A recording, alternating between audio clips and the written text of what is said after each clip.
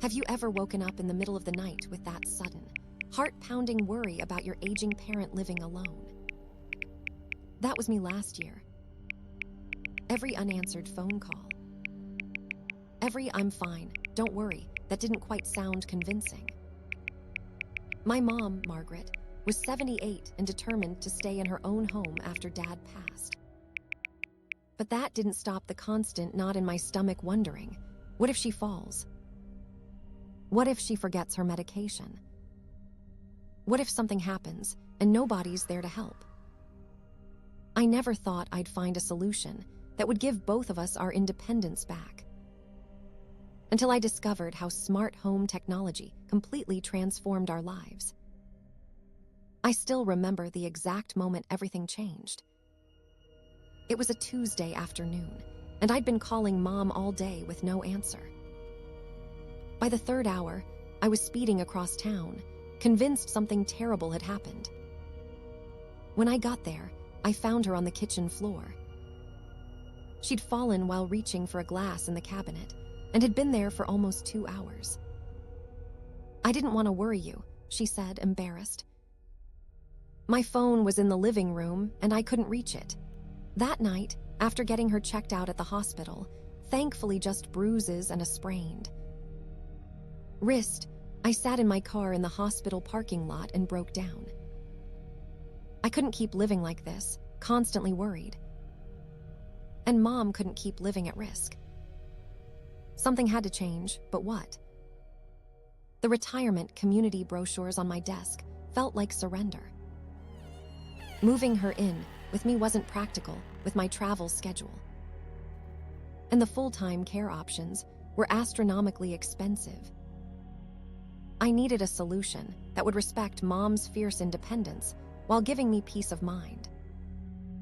That's when I started researching smart home options for elderly safety and remote monitoring. What I found honestly blew me away. Smart home technology had evolved far beyond just asking Alexa to play music or turning lights on with your phone. There were now comprehensive systems designed specifically for elderly independence and safety. The options seemed endless. Motion sensors that could detect falls, medication reminders, smart doorbells with video to see who was at the door, automated lighting to prevent nighttime falls, voice-activated emergency calls, even systems that could alert me if Mom's daily routine changed in concerning ways. For someone who barely used a smartphone, the idea of turning Mom's home into a smart home seemed daunting at first. Would she resist it? Would it be too complicated? Would it feel intrusive? I decided to start small. I ordered a simple voice-activated hub and a couple of motion sensors for the hallway and bathroom, the highest-risk areas for falls. When I told Mom about my plan, I expected resistance. Instead, she surprised me. "After that fall," she said quietly, "I've been scared too. I don't want to leave my home, but I don't want to be a burden on you either." Her words hit me hard. She'd been carrying the same fears I had, just from the other side. Installation day arrived, and I brought over the small package of devices. The beauty of many of these systems is their simplicity. Most required no complicated wiring or permanent modifications to Mom's house. The main hub connected to her Wi-Fi, and the motion sensors were wireless and battery-powered. I placed motion sensors in strategic locations, the hallway outside her bedroom, the bathroom, and at the bottom of the stairs. We set up a simple voice assistant on her nightstand that she could call out to in an emergency. "All you have to say is 'help me,' and it will call me immediately," I explained, showing her how it worked. Mom tested it skeptically. "Help me," she said in seconds. Later, my phone rang.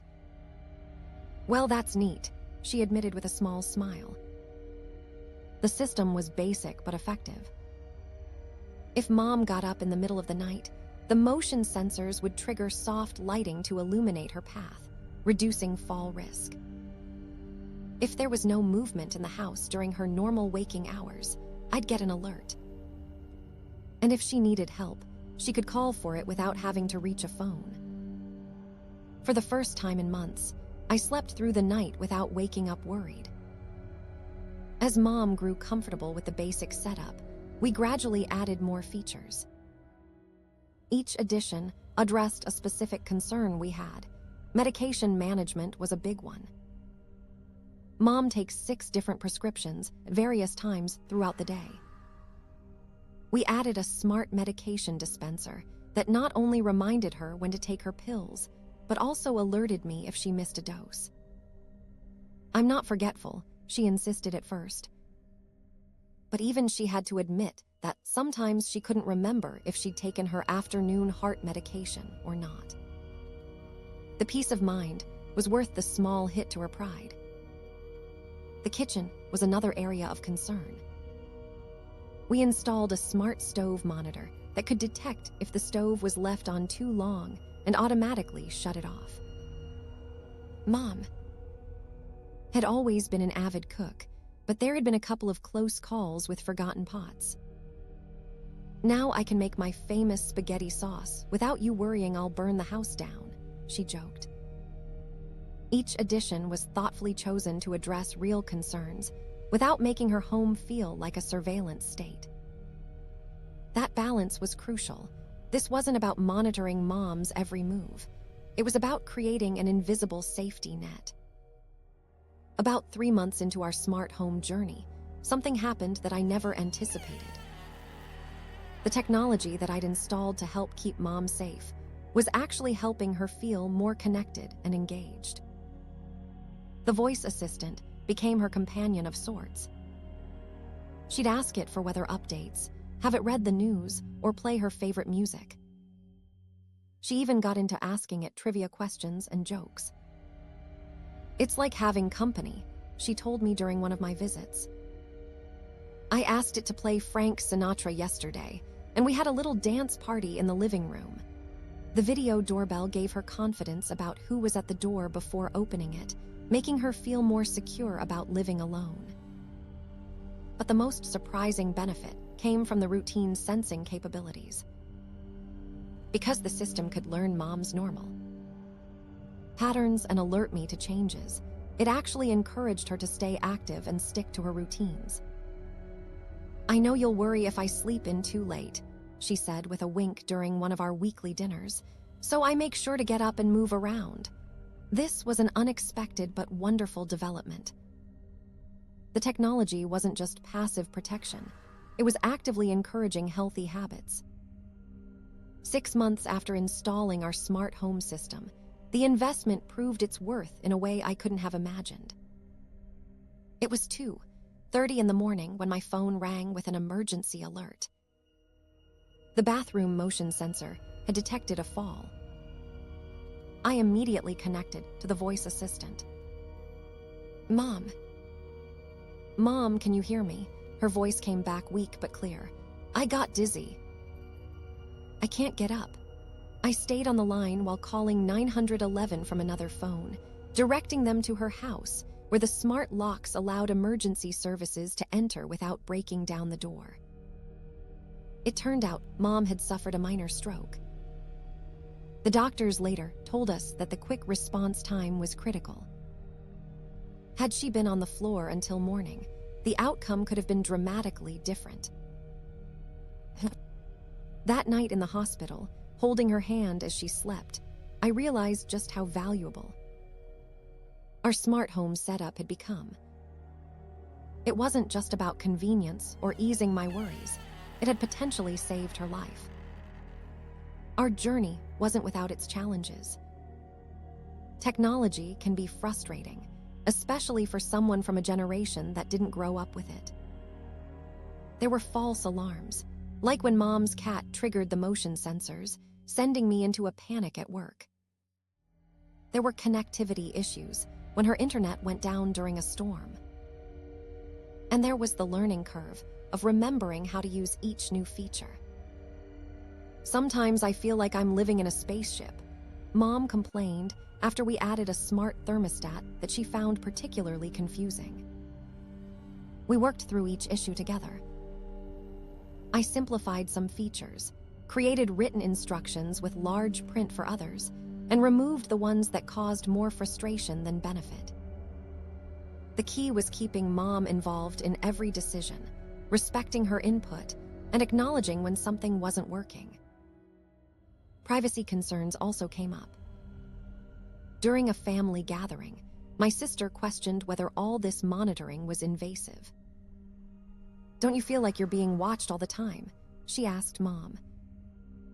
Mom thought about it before answering. "I felt more trapped when everyone was calling 10 times a day to check on me. This way, they know I'm okay without me having to constantly prove it." Her answer surprised me. What could have felt like surveillance instead felt like freedom for both of us. Word about our success with Mom's smart home setup spread quickly through our family and her friend circle. My cousin installed a similar system for my aunt. 2 of Mom's Bridge Club friends asked for my help setting up their own homes. What started as a personal solution for our family was becoming something bigger. I found myself becoming an unofficial consultant, helping other families navigate the options and find the right balance for their situations. Mom became something of an advocate too. She proudly showed off her system to visitors, demonstrating how she could turn on lights with her voice or check who was at the door from her comfortable chair. "It's not about being old," she would explain. "It's about being smart about living alone." Her perspective shifted from seeing the technology as an admission of limitation to viewing it as a tool for extended independence, a crucial psychological difference that made all the difference in her embracing rather than resisting the changes. Let's talk about something practical that concerns many families: the cost. When I first looked into smart home solutions for elderly safety, I worried about the expense. Would this be another financial burden on top of already rising healthcare costs? What I discovered surprised me. While there was definitely an initial investment, our basic starter system cost about $300. It was significantly less expensive than the alternatives we had considered. Full-time in-home care in our area started at $25 per hour.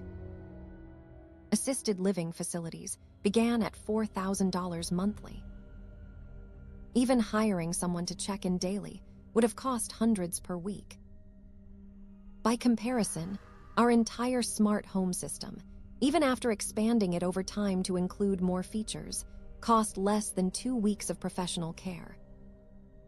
The monthly monitoring subscription was less than what I was spending on coffee each month. There were even unexpected financial benefits. Mom's insurance company offered a discount on her homeowner's policy because of the added safety features. And some of the medical alert aspects qualified as healthcare expenses for tax purposes. For families weighing the financial implications of aging in place versus facility care, smart home technology offers a middle path that can be surprisingly economical while providing significant benefits. It's been just over a year since that frightening fall that prompted our smart home journey. Today, Mom's house is thoughtfully equipped with technology that keeps her safe while preserving her independence. The system has grown and evolved with our needs. We've added some features and removed others that weren't as helpful as we thought they'd be. The technology continues to improve almost monthly, with new options becoming available that we hadn't even considered at the start. Mom, who once barely used a cell phone, now confidently manages her smart home environment. She tells her friends, "My house takes care of me and I take care of it." As for me, that constant, knowing worry has been replaced with informed awareness. I still check in, of course. Technology doesn't replace human connection. but our conversations now focus on her garden club news or the book she's reading rather than me asking, "Are you okay?" 5 different ways. Perhaps most importantly, our relationship has improved. Without the tension of worry and resistance, we've returned to being mother and son rather than caretaker and dependent. We both have our dignity and our independence. If you're watching this because you're worried about an aging parent, grandparent, or even yourself living alone, I hope our story has shown you that there are options between doing nothing and giving up independence. Smart home technology for elderly safety isn't about surveillance or treating someone like they can't take care of themselves. It's about creating an environment that extends independence, provides peace of mind, and potentially saves lives in emergency situations. Start small. Involve your loved one in every decision. Focus on specific concerns rather than trying to solve everything at once. And remember that the goal isn't to replace human connection, but to enhance safety when that connection can't be physically present. The technology continues to improve, becoming more intuitive, less intrusive, and more affordable. Whether it's fall detection, medication management, or simply being able to check in visually when a phone call isn't enough, these tools can transform the aging-in-place experience for everyone involved. For Mom and me, smart home technology wasn't just about installing sensors and voice assistants. It was about finding a third option when the only choices seemed to be constant worry or loss of independence. It was about dignity, respect, and creating a new kind of safety net that works with her lifestyle rather than restricting it. If you're interested in exploring smart home options for yourself or a loved one, I've included some resources in the description below. Every situation is unique, but the peace of mind that comes from having the right solution is universal. Because at the end of the day, it's not just about adding years to life, but adding life to years. And sometimes, the right technology makes all the difference.